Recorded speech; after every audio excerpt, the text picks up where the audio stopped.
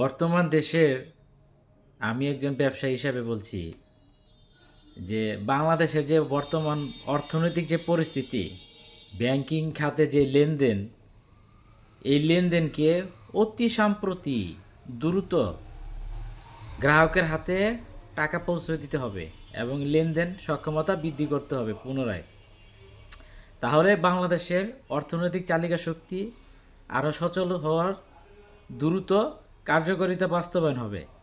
ফলে দেশের অর্থনীতির চাকা এবং জনমনে প্রশান্তি ফিরে আসবে।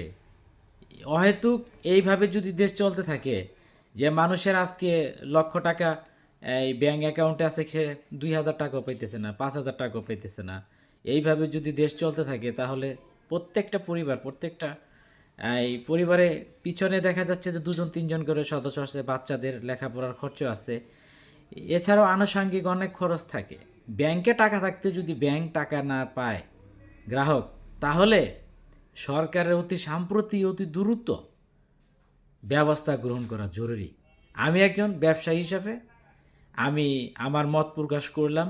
গ্রামীণ অর্থনীতি চাকা সচ্ছল করতে হলে, শিক্ষা খাত উন্নয়ন করতে হলে, স্বাস্থ্য খাত উন্নয়ন করতে হলে আমাদের ব্যাংক খাতগুলোকে চলমান লেনদেনের আওতায় আনতে হবে। পূর্বে যেভাবেই ছিল এভাবে আনতে হবে অতি জরুরি ভিত্তিতে।